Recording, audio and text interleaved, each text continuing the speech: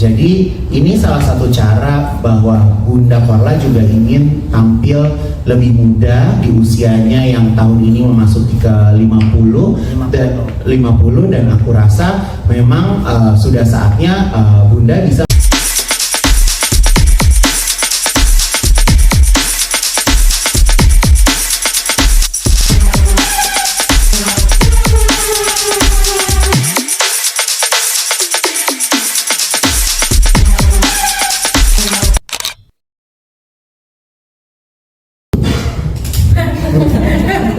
ya, jadi sebenarnya apa namanya, tarik wajah itu udah lama udah rencanain gitu, udah ngomong sama Ivan, udah call sama Ivan, tapi dengan kesalahan Bunda itu tiba-tiba ada yang mengendoskan Bunda tanpa sepengetahuan Ivan gitu. Terus akhirnya Bunda udah sibuk-sibuk aja mau apa namanya, mau pesan tiket visa ke Korea gitu. Tiba-tiba Ivan kan orangnya dia ini emang kesalahan Bunda gitu, karena kan Bunda nggak percaya, artinya kan berarti Bunda nggak dapat informasi gitu. Terus ya udah akhirnya Ivan bilang, lu ngapain sih, nggak jelas, nanti apa ribet lo gitu. Jadi ya udahlah, akhirnya Ivan bilang, oh ya ada tuh Nisa namanya dokter Weni, dan kemarin juga sebelum habis dari Turki itu dokter Weni sudah ngontrol betul operasi hidung Bunda gitu. Terus kata Ivan, dokter Weni aja ya, kalau misalnya di Indonesia ada yang bagus, ada yang baik, yang ngapain mesti ke luar negeri, ngapain mesti ke Korea gitu.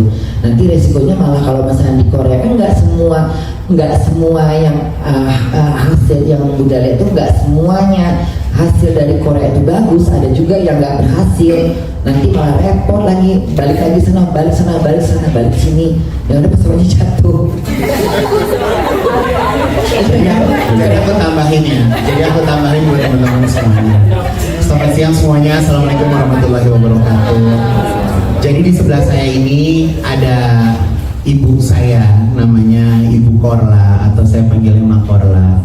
Jadi beliau adalah sahabat lama saya yang sebenarnya susah berkomunikasi dengan dirinya gitu ya, karena Bunda ini tipenya kalau udah punya mau kudu harus gitu.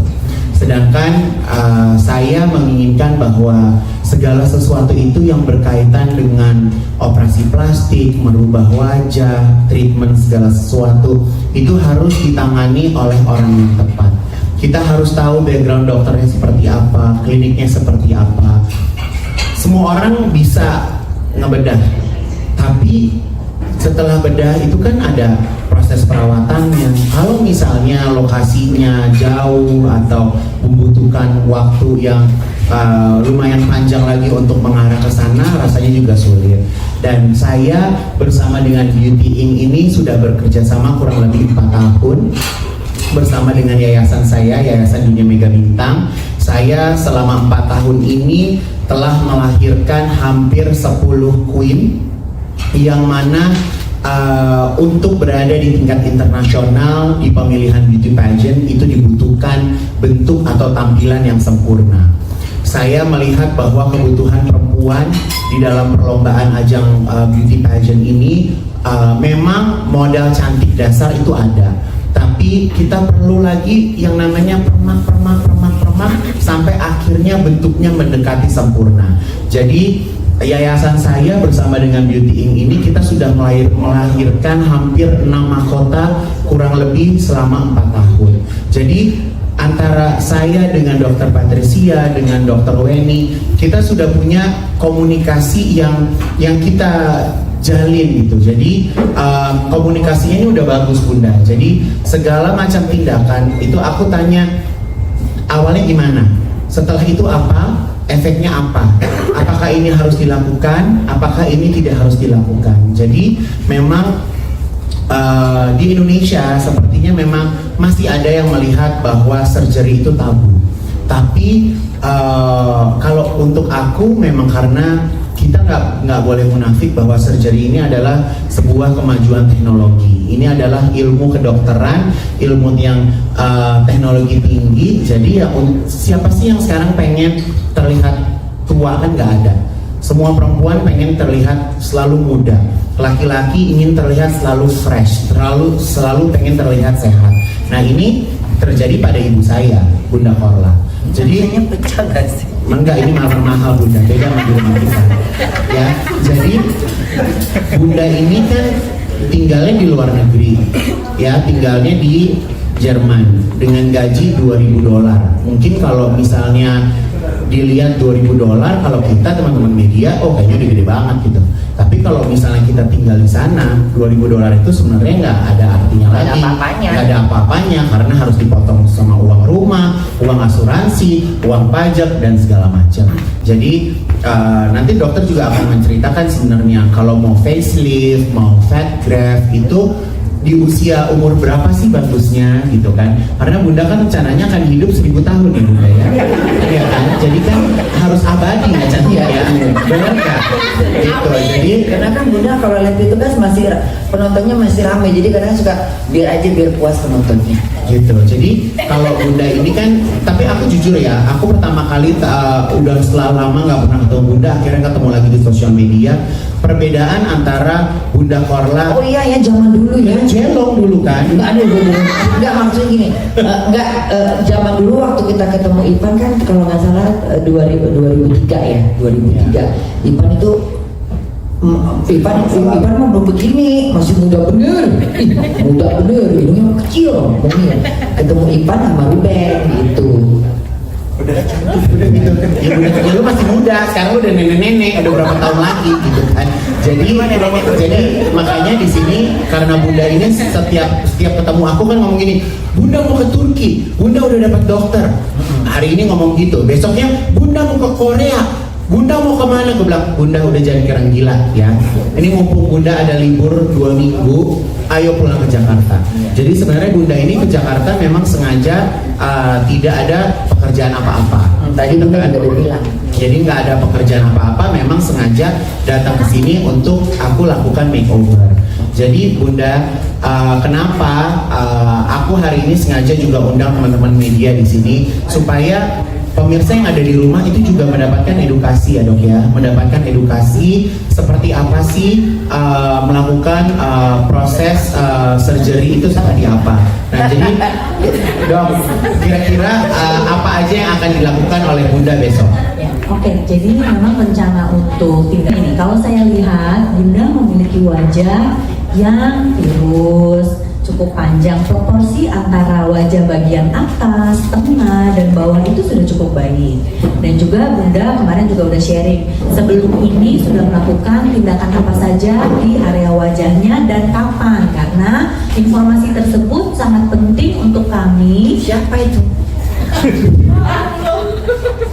Untuk kami supaya tahu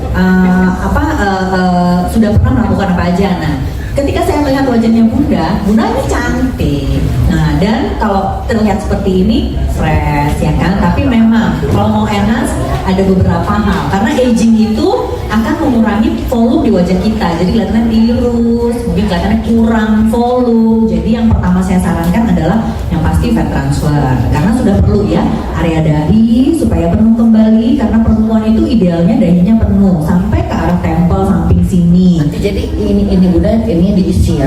Ya, dahi akan diisi, lalu juga area smiling line dan di bawah mata. Bunda cerita, lemaknya sudah pernah diambil? Sudah, ya sudah. Kalau gitu memang kelihatan. Bunda area di bawah matanya malah kurang volume, jadi akan saya tambah. Nah, satu hal lagi, apa sih yang membuat seseorang terlihat fresh dan cerah? Mata. Mata itu kan jendela ya, udah kelihatan ya. Mata itu jendela ya? Iya. Jendela, maksudnya jendela kita gitu. Orang kan kalau bicara ngeliatnya ke mata. Aku bicara sama Bunda, ngeliatnya mata. Bunda juga ngeliat mataku. Selain ada gitu kemana-mana kan. Tapi kan matanya dulu yang dilihat, ya enggak? Nah, jadi aku melihat walaupun Bunda sudah melakukan operasi lipatan mata yang atas, tapi Bunda juga bilang ini masih rada turun. Jadi yang kita lakukan nanti adalah yang disebut sebagai brow lift. yaitu kita akan mengencangkan area luar mata, jadi bagian luar dari sudut matanya Bunda supaya dia agak naik. Kenapa kita nggak potong ulang? Karena kulitnya baru dipotong nih beberapa bulan lalu. Kalau dipotong ulang, nanti kalau kebanyakan akan terjadi beberapa yang nggak harus potong. Ya, jadi kita harus menghargai kondisi yang sudah ada. Kita tidak boleh bertindak juga terlalu agresif dan kudu perhitungan lah. Kita menghargai ya apa yang sudah ada di wajah kita juga hargai itu. Nah, lalu, Bunda bilang mau kencang, terus saya tarik sedikit. Kayaknya boleh sih, ya Bun ya, tarik-tarikan sedikit kita. Jadi mungkin kita akan lakukan penarikan untuk di area pipi, yang pipi di atas sama pipi bawah. Nah, satu lagi, Bunda juga cerita dulu gitu, nggak tahu kapan dulu banget katanya pernah melakukan tindakan di area hidung, tapi jadi asimetrik. Jadi kalau Bunda nonggak itu kelihatan nggak sama ya Bunda. Jadi kalau ada kondisi seperti ini nanti kita akan revisi. Jadi kondisi yang asimetrik itu kita bikin supaya lebih simetris. Kira-kira seperti itu yang kita akan lakukan untuk Bunda. Karena buat teman-teman media, Bunda ini kan hobinya nge-live ya. Hobinya nge-live, jadi dia tiap hari tuh ngeliat mukanya dia terus. Jadi Terus komen-komen katanya dibilang udah kelihatan tua gitu kan. Jadi kadang-kadang komen-komen kan kadang-kadang Bunda jadi nggak percaya diri karena kan yang kalau lagi live itu kan yang ada yang nggak suka kan dia bilang mukamu tua bener, keriput gitu. Jadi Bunda ya ada yang belain, cuman kan jadi Bunda nggak percaya diri lah jadinya. Ya udahlah, tarik muka. Kita bikin lebih fresh, ya kan, seperti itu. Kira-kira bisa terlihat lebih muda berapa tahun? 30 tahun. Dia minta 30 tahun. Jadi Bunda kan Kulit lu di tembok kalau 30 tahun. 15 tahun lah. 15 tahun berarti kalau Bunda Berarti kalau 30 tahun muka lu kayak Dede Lesti lah nanti muda benar. Dede Lesti umur 20 kan 20 tahun. Oh jadi kayak ABG. Ya iya dong. Jadi gua manggilnya Mbak Korla. Adik Korla. Jadi Bun, ini ada yang bilang juga katanya sekarang ini Bunda lagi falling in love dengan salah satu laki-laki di Jerman. Apakah benar Bunda ini melakukan surgery ini karena akan melangsungkan pernikahan di tahun depan? Benar atau enggak? Karena tuh dia langsung berkaca-kaca ya, karena Bunda ini kan hidupnya sendiri di luar gitu kan. Jadi Bunda pernah cerita bahwa Bunda ingin mempersiapkan pernikahan di tahun depan, tapi pengennya kalau memang sudah menikah Bunda nggak pengen kerja lagi ya Bun ya. Jangan nangis, dia mah nangis mulu. Jadi memang mempersiapkan pernikahan di tahun depan. Nggak ada aku nikah segala macam. Belum tahu. Amin. Doain aja. Semoga dapat jodoh. Semoga jadi gitu aja. Berarti benar ya. Makanya Bunda kan pengen mempercantik wajah. Bener buat jodoh, bener buat jodoh. Biar puas malam pertama. Oh, Biar berdarah.